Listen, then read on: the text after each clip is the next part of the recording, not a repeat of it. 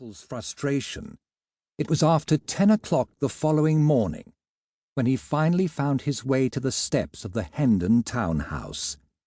He could barely credit that it had taken him so long to learn the address.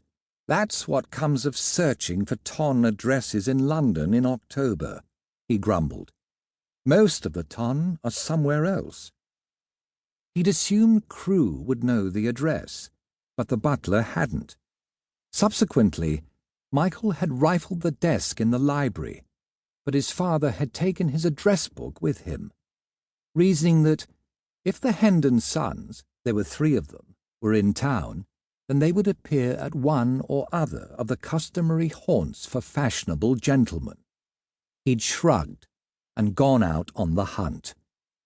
But trawling through the clubs had yielded only the information that the Hendons weren't about, and no one he'd been able to find knew of their London address. In the small hours, annoyed over having wasted an entire evening, he'd returned to St. Ives House and his bedroom. There he'd grumbled about the problem to his gentleman's gentleman, Tom.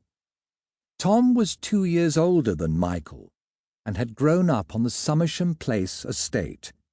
He'd originally been Michael's groom, then his sometime carriage driver. When the time had come for Michael to go on the town, and he'd been informed he needed a gentleman's gentleman to keep his clothes and effects in order, he'd asked for Tom to be trained by his father's man. And so now Tom effectively filled all 3 positions: personal groom, sometime carriage driver, and gentleman's gentleman, to the satisfaction of all concerned. Tom was also Michael's principal conduit for household information. In retrospect, Michael couldn't understand why he hadn't laid the problem of the Hendons' address before Tom immediately. Once apprised of his need, Tom had advised that he would investigate and see what he could turn up by morning. After consulting with his colleagues below stairs, Tom's morning suggestion had been to ask at the Half Moon Street house of Michael's father's cousin, Demon Cynster. Apparently, Lady Hendon was a superlative rider of exceptional horses, as was Demon's wife, Felicity.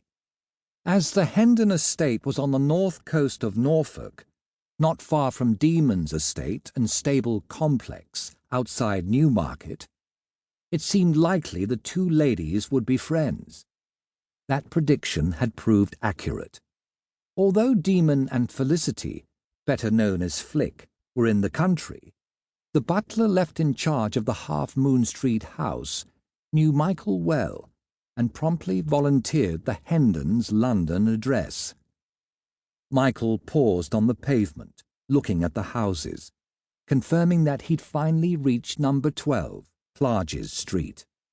Then he walked up the 3 steps, seized the knocker, and beat a tattoo on the glossy green door. Several moments passed, then footsteps, slow but steady, a stately tread, approached. A second later, the door opened, revealing a butler, somewhat older than the norm, of middling height and girth, correctly attired, with soft white hair neatly combed over his balding pate, a worn, lined face, and kindly blue eyes. "Can I help you, sir?" "Lord Michael Cynster." Michael handed the man one of his cards. "Are any of the family, the gentlemen, at home?" The butler studied the card, then raised his gaze to Michael's face. "I'm afraid none of the family is currently here, my lord. Might I take a message?" No." Michael grimaced. "I need advice on a matter associated with business, and I need that rather urgently." The butler regarded him steadily. Then the man's features eased almost into a smile. "In that case, my lord, if I might suggest, you could ask at the Hendon Shipping Company office. If you ask to see the office manager, I suspect you'll be able to learn the answers to any questions you may have."